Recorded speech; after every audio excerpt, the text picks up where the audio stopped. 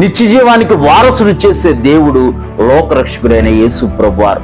ప్రియమైన సహోదరి, ప్రియమైన సహోదరుడా, నీవు ఎటువంటి అనారోగ్య పరిస్థితిలో ఉన్నా, నీవు ఎటువంటి వేదంలో ఉన్నా, నీవు ఎటువంటి కష్టంలో ఉన్నా, నీవు ఎటువంటి ఇబ్బందిలో ఉన్నా సరే, నీవు ఆయన వద్దకు వస్తే చాలు, ఆయన నీ జీవితాన్ని బాగు చేసే దేవుడు.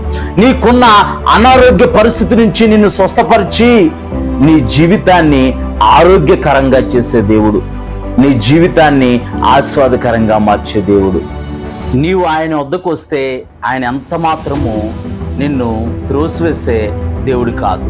పరిశుద్ధ గ్రంథమైన బైబిల్లో సాయంకాలమైనప్పుడు ప్రజలు అనేక మంది ఈ మార్కు సువార్త 1వ అధ్యాయము 32వ వచనంలో అనేక మంది ప్రజలు యేసు ప్రభువారి వద్దకు అనేక మంది వ్యాధుల చేత, దురాత్మల చేత